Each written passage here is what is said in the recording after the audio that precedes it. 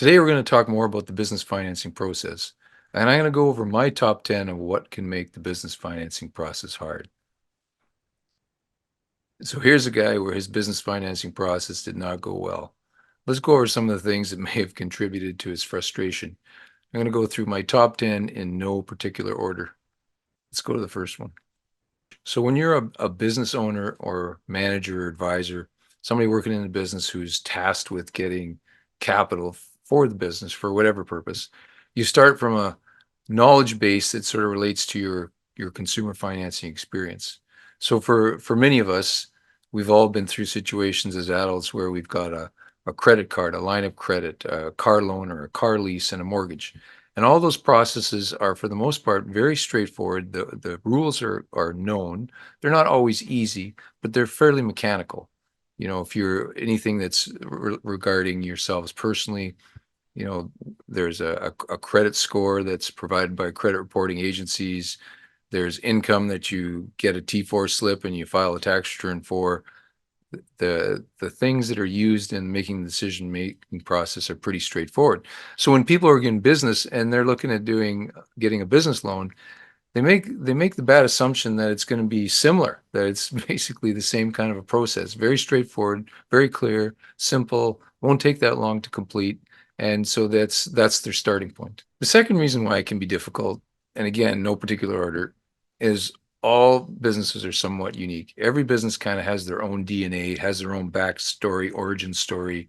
It has, you know, the dynamics of their owners, of their key employees, of their suppliers, the product they provide, how long they've been in business. So there's a lot of unique aspects of it. So when a financial institution is assessing your qualifications to be awarded a business loan of some sort, they have to figure out and look at all that stuff and say, okay, I understand it, and based on all that, I'm comfortable with granting you credit or granting you an approval to the capital you require.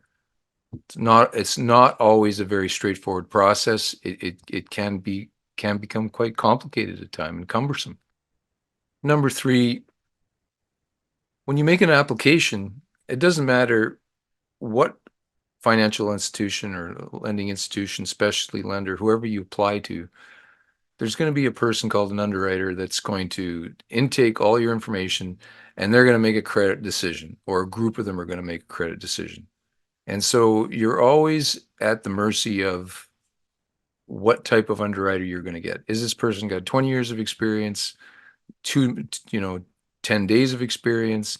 Do they have a financing background? Have they worked in your industry?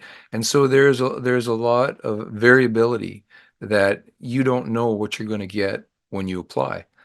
Give you an example. A few years ago, I was talking to a salesperson at one of the major banks in Canada, and he was saying, we were talking about a particular deal that I was representing a client for, trying to get some financing arranged for them.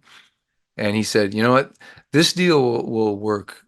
I think we can work. I think we can make this work but it's going to depend on the underwriter. And I said, what do you mean? He said, well, in our underwriting shop, there's 4 underwriters that deals get assigned to them on a rotating basis, which we'll talk about a little bit about in another slide. But he said, if person A gets the deal, it'll likely get approved. If person C gets it, there's not a chance it'll get approved. So you get into these types of dynamics that you would never assume even exist. For number 4, the business financing market can be extremely fragmented at times. It can be very difficult to know where your request fits at the point in time when you want to make an application. And that ends up can take up more time than you want. It can end up with higher cost financing. It can end up with terms and conditions that you don't care for or don't prefer. It can be hard at times to know where to apply for financing. Sometimes it may be obvious, but sometimes it's not, and that also contributes to the complexity of the overall process. Number 5, and it's an interesting one. So every financial institution that grants a loan, they believe that they're making that grant to you or that issuance based on the fact that they've figured out the risk associated with the loan, because there's always risk, and they've mitigated it through the terms and conditions of the financing. The reality is it's that, risk can be hard to quantify, and as a result, there's a lot of requests that get declined because underwriters and lenders in general, they have a hard time at properly qualifying the risk. And so if they can't feel comfortable and they don't think they've mitigated the risk properly, then they're gonna say no, and then you're off trying to find somebody else to help you. Out of all the things that make business financing frustrating and confusing, this might actually be the number one reason. I call it the intentional disconnection among origination, underwriting, and funding. So let me explain a little bit. So the sales function for a financial institution, their job is to find deals, find companies that are looking for financing, collect their application and support information, so and bring it into their organization so that they can see if they can provide the financing that's being requested. So that's called origination. From the origination side, it goes to underwriting. And the underwriter is responsible for reviewing all the information and making a credit decision in your favor or not in your favor. So basically, or approve or decline you. And then the third phase is the funding side, where once the deal is approved, it goes into a funding process where all the terms and conditions of the approval have to be met. Now, in days gone by, there was not a lot of separation between these three stages. And origination, underwriting, and funding could kind of all flow together, and the process could move pretty quickly. And so much so that, I don't know how long ago, probably might even be 20 years now, but a business owner could go into their bank, say, and talk to their bank manager, make a request for them, and this bank manager might be somebody they've known for 10 years. And the bank manager had the ability to approve the financing and basically fast track the funding. They took that away from bank managers because they found that when there's situations of loss, when they sort of did the postmortem on those cases, that there'd be a lot of bias. So they took that decision making out of the bank manager. So they had this separation of duties between origination and underwriting. Then we got into the underwriter. The underwriters would approve the deals, and then the deals would get into funding, and they could fund fairly quickly. But again, there was no real separation of duties, so the requirements of the bank weren't always met to the standard of the bank. And so the bank or another lender, whatever the financial institution is. And again, when they do postmortems on files that they lose money on, they could see that a lot of times the funding process was lax and they didn't meet all the requirements. So they created separation between underwriting and funding. So there's these three stages that when you apply for business financing, you have to go through. They're independent of each other, and you have to manage them each independently. Because if you don't, you can't assume that if you've gone through phase one, you're going to be successful in phase two. If you get an approval in phase two, there's no guarantee you're going to be funded in phase three. So it makes the process a lot more complex. And for a lot of people, they don't understand this until they're in the middle of an application and they're living it in real time. And this is probably the one that I pulled my hair out the most, but when you get involved in an application for financing a capital request of some sort, inevitably there are lots of third parties that need to be involved in the process. So I'll give you an example. It's going to vary it's not going to be the same for smaller requests or simpler requests versus more complicated requests. But you can have accountants and lawyers and appraisers and insurance brokers and mortgage agents and suppliers and transportation companies and installers. And there's all these entities that have to be involved to complete the process or meet the requirements of the lender. And each one of these entities have individuals that are supposed to do the tasks that's assigned to that entity. So, and then those individuals, they can be on holidays, they could be having a bad day, they can be underqualified.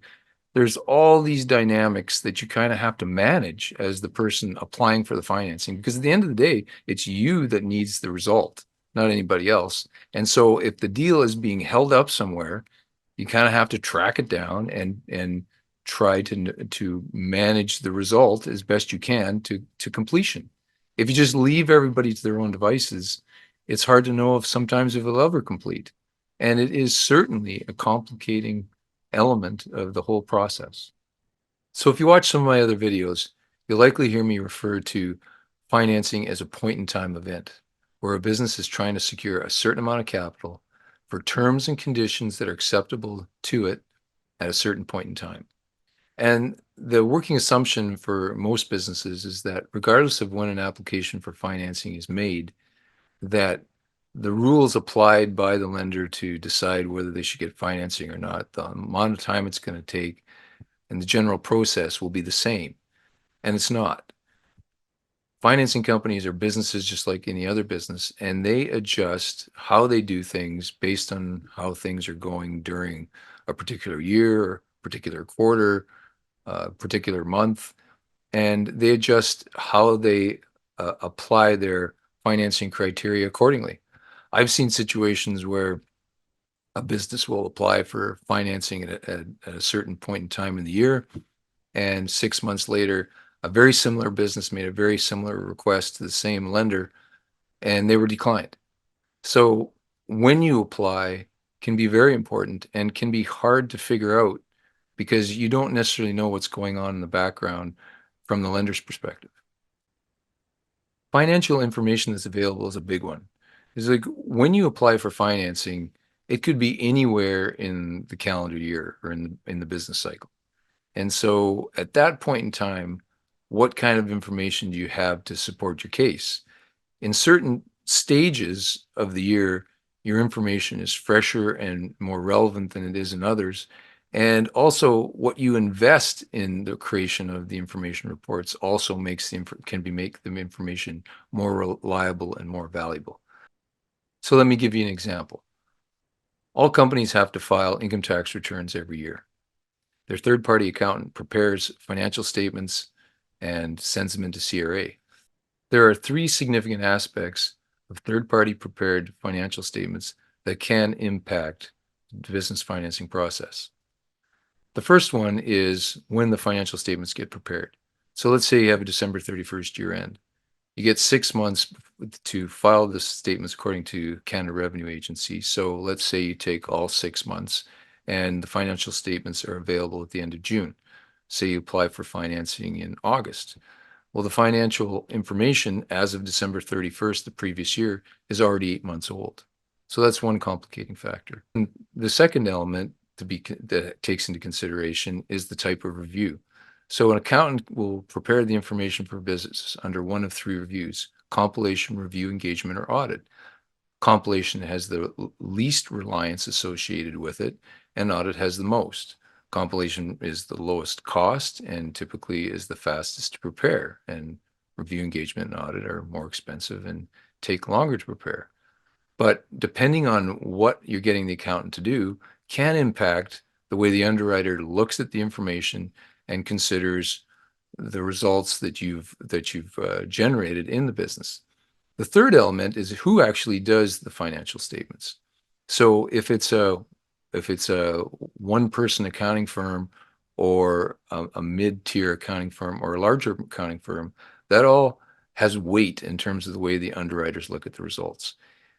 The larger the firm, the more likely that the opinion in the underwriter's opinion, the opinion expressed by the accountant is unbiased and at arm's length and objective.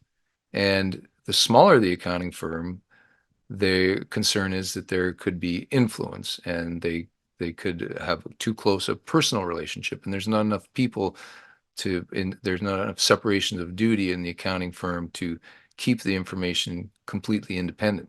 So those all create issues. For whatever gap there is between your year end and the time when financial statements are available, lenders will ask for interim financial statements, which come from your bookkeeping system, which can be done from prepared by internal employees or by third-party bookkeeping systems. Once again, the quality of that information is not as reliable as if it's done by a third-party accountant. And when it comes from bookkeeping system, the amount of detail that's provided, the amount of reports that can be provided have a significant bearing on the way that an underwriter will look at the information. So again, all becomes a complicating factor to the business financing process in terms of the types of information that you can provide and when you can provide it. I'm going to end my top 10 talking about lender organizational complexity. The bigger the company, the more people involved, the more people have to touch your file, the more people have to do something, the more likely it's going to take longer. It could be misunderstood, it can be misrepresented, and you won't get the results you want. That doesn't mean you shouldn't work with big companies. I'm just saying it's something you got to factor in. Smaller companies with less people touching it typically can process things faster. Doesn't mean it's going to give you the best result or provide you the terms and conditions you want, but it is a factor in the process that you have to consider. Okay, so the business financing process is hard. That's what I'm saying. But at the same time, I want to clarify, it's not always hard. 70 to 75% of the time, applications get processed and get completed in reasonably short time with reasonable levels, I'll say, of complication. Not without any, but it certainly can be reasonable. But 25 to 30% of the time, it is hard, and it is something that you have to manage. So to that point, I'll give you 5 key takeaways. The first one is probably the most important is to start early. Many times businesses are working through initiatives where they know they're going to need capital, and they may work on them from years through planning, engineered drawings, doing through all kinds of product testing, all sorts of things, trying to get everything lined up so that they can do whatever they need to do. They're either building a building, they're expanding a product line, they're buying equipment, whatever the capital need is. They go through all this process and they make the bad assumption that, okay, when we get all this stuff ready to go, we'll work on the financing right at the end and we'll just dovetail it in and then we'll just keep going and we'll meet our deadlines. In a lot of cases, the business financing process is slower than what people think it's going to be. So it's important to start it early and make sure it's being done in a parallel path to everything else and that you're allowing for it as you go. So then that way, if there's any adjustments can be made, you can make them. Number 2 is be prepared for it to be hard, because if it is hard, you're ready, you're on top of it, you've started early, you're focused on the details, so you're not going to be surprised, and you're going to be able to manage things to the outcome that you want, or hopefully manage them to the outcome you want. And number 3, I use this term a lot, the paranoid survive. Like, in a really, sarcastic way, I'll say, I don't trust anybody to do anything in this process. That doesn't mean people are incompetent or lazy or malicious or anything like that. It just means that sometimes there are so many things going on and so many parties involved that if you assume people are going to get things done when you want them done, you're going to be disappointed a lot of the time. And sometimes the smallest things can hang up the whole process. So if you're on top of things and you're making sure that things are getting done in a timely fashion, or you're following up or filling information gaps and not letting time lag, you're going to be better off.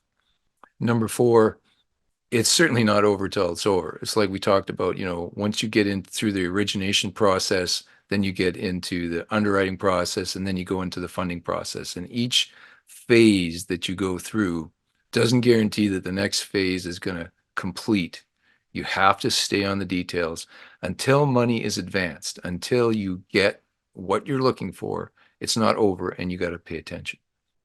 And for the last point, get help if you need it. If the process bogs down, or you get declined and you don't know where to go next, or you're having problems with your origination package, or you can't get the deal funded, or some other reason, reach out and get assistance to help you through the process.